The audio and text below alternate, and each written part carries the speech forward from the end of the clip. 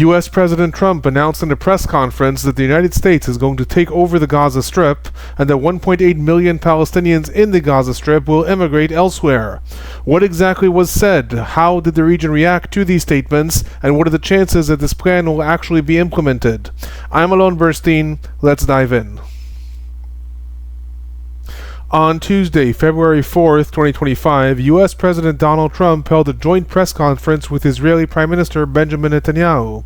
The two reportedly discussed a wide range of issues prior to the conference, including the hostage deal, the Gaza Strip, Iran, and Saudi normalization talks. The meeting came days after Trump's special envoy to the region, Steve Witkoff, applied pressure on Israel to send a delegation to the ongoing negotiations in Qatar in order to discuss moving the hostage deal from Phase 1 to Phase 2 that involves a complete ceasefire and IDF withdrawal from the Gaza Strip as part of a larger plan to release all the remaining hostages. In the press conference, however, the leaders made no mention of Phase 2 and instead presented an extremely different vision for the future of the Gaza Strip.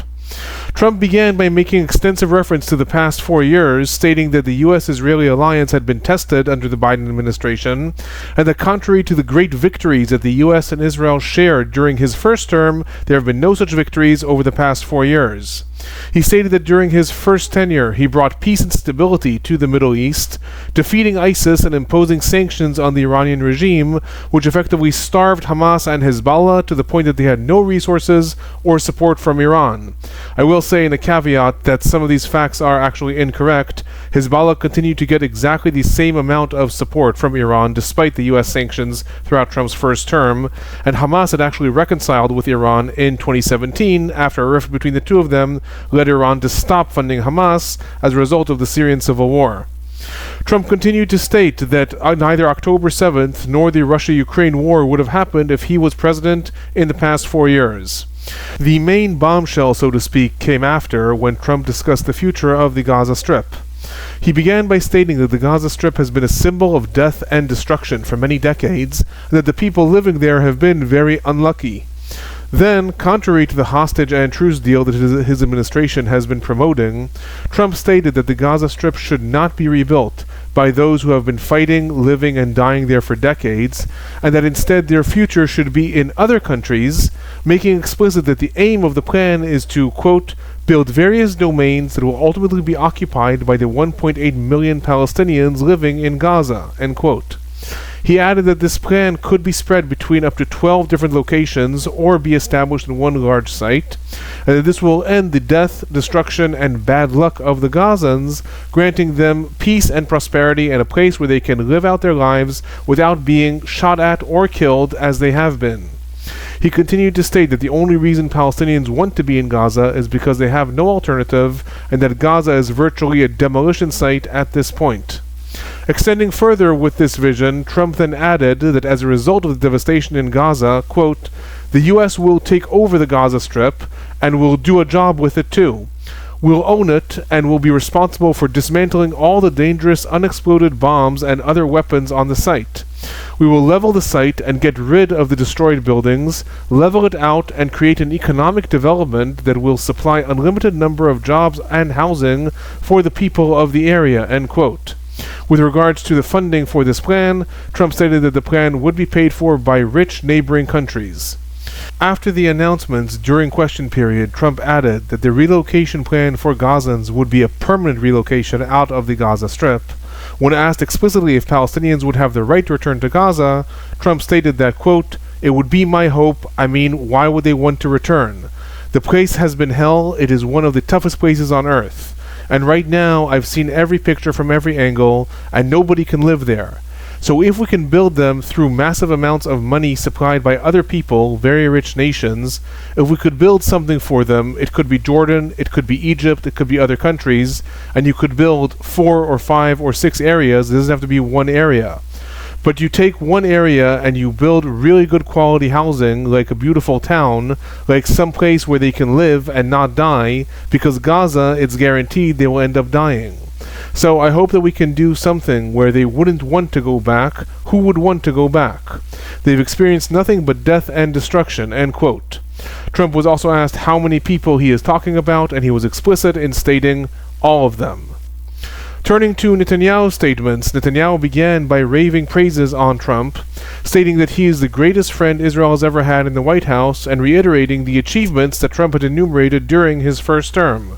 Netanyahu also added that in his term up until now, Trump has helped secure the release of Israeli hostages, and also mentioned that the Israeli settlers sanctioned by the previous U.S. regime for involvement in terrorism against Palestinians, Netanyahu called them law-abiding Israeli citizens and thanked Trump for removing the sanctions against them. Netanyahu also stated that throughout the war until now, Israel has defeated some of the United States' worst enemies, including referencing Hassan Nasrallah in Lebanon. With regards to the future of the war, Netanyahu stated that restoring peace to the region can only be achieved by Israel, quote, finishing the job, which he stated includes the shared goals of the United States and Israel. He said those shared goals are, quote, destroy Hamas's military and governing capabilities, secure the release of all our hostages, and ensure that Gaza never again poses a threat to our citizens, end quote. With regards to Trump's plan, Netanyahu praised Trump for going beyond conventional thinking, for bringing fresh ideas, and stated that these ideas will help Israel achieve all of its goals. Netanyahu concluded by stating that Israel will end the war by winning the war, that Israel's victory is America's victory, and that the alliance between the sides will bring peace to the region. Now, before turning to the region's responses and some analysis, a few more points from the conference. First, contradictory statements were made by both leaders with regards to Phase 2 of the deal. Trump answered one question by stating that the deal will be completed, but then answered another question by stating that he doesn't know if the deal will hold, but he promised to extract as many hostages as possible.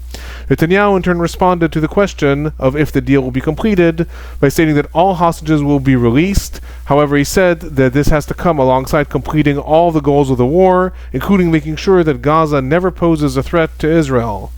When asked about the possibility of Israel annexing parts of the West Bank, U.S. President Trump did not give a decisive response, instead stated that the issue is being discussed and announcements on the subject will be made in the coming weeks. And finally, when Trump was asked who will live in Gaza when it is controlled by the United States, he said that it will be an international place for, quote, the world's people. He said that this will include the Palestinians and will be the Riviera of the Middle East. With regards to responses to Trump's statements, in Israel there was nearly wall-to-wall support within the political establishment for Trump's plan. His statements were praised by Israel's finance minister and head of the religious Zionism party Bezalel Smotrich, the head of the Jewish Power Party Itamar Ben-Gvir, as well as by a string of other coalition and Likud members. The leader of the opposition in Israel, Yair Lapid, also stated that the press conference was good for Israel and that the plan must be studied, and the head of the status list, Benny Gantz, also stated that Trump has shown, quote, creative, innovative, and interesting thinking, and that the plan must be evaluated to see how it achieves the aims of the war, end quote. Well, the only voice of dissent within Israel's parliament thus far has been from the head of the United Arab List, Mansour Abbas. He stated that such a plan constitutes war crimes, crimes against humanity, and genocide. The most outlandish statements were made by the head of the ultra-Orthodox Shas party, Aryeh Deri, who stated that Trump is, quote, operating as God's emissary for the Jewish people, and stated that alongside Netanyahu, Trump will, again, quote, lead historic moves to bring change to the Middle East and strengthen the peace and security of the Israeli people, end quote. Expectedly, these statements and plan were severely criticized by the Palestinian leadership and in the Arab world. Hamas put out an official statement calling the plan absurd and laughable, warning that it could ignite the entire region. Palestinian Authority Chairman Mahmoud Abbas called upon the United Nations to protect the Palestinians against the plans. There are also rumors being circulated that Abbas is going to propose a plan to relocate Gazan Palestinians from Gaza to the West Bank, and therefore offer Trump to build the new system of cities and locales within the occupied West Bank. The plan was also rejected by a series of regional countries, including Saudi Arabia, Egypt, who also stated that the Palestinian Authority must be brought into the Gaza Strip in order to facilitate a two-state solution, and Jordan, where King Abdullah II expressed his rejection to, quote, the settlement plans and attempts to expel Palestinians from their lands, end quote. Now, in a moment of analysis, I've been asked a lot in the last day if this plan is realistic or if it is purely rhetoric. At this point, I will say it does not seem very realistic, even if we disregard the extreme tensions and sensitivity to the Palestinian issue in the Arab world and the hesitation that any Arab country would have to participate in a plan to remove Palestinians from their land. It is very difficult to see any country that is willing to accept 2 million stateless refugees with no plan or even no expressed intent of repatriating them at some point. In addition, it is also extremely unlikely that we will see support for this plan within the Palestinian population beyond possibly several thousand individuals. I will suggest that it is more likely that Trump is proposing this direction in order to compel different Arab countries to, quote-unquote, volunteer, to assume responsibility for the Gaza Strip and come up both with funding as well as with manpower to rebuild the Strip without evacuating the Palestinians, i.e. suggesting this plan in order to have Arab countries come back with a different plan that will then be accepted. At the same time, it is also very likely that within Israel, this plan is not going to be seen as purely rhetoric.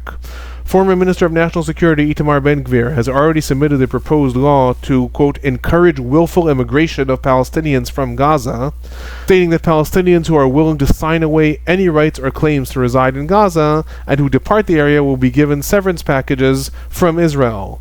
While at this point it is still just a proposed law, it is likely that the mere debate surrounding Trump's plan will lead to many more such initiatives within Israel's hard right-wing government, which unto themselves may lead to new developments in the Gaza Strip and for the future of the Gaza Strip, even if Trump's plan itself is not ultimately advanced. That is my summary of Trump and Netanyahu's press conference and Trump's new plan for the Gaza Strip. If you find these summaries informative, please do remember to hit that like button, subscribe, turn on notifications if you want to know when they come out. If you have any questions or comments, feel free to leave them in the comment section below. Please do send these along to anyone you think might be interested in updates on the war. I'm Alon Burstein. I'm a visiting assistant professor and Israel Institute fellow in the Department of Political Science at Tufts University. Thanks for watching.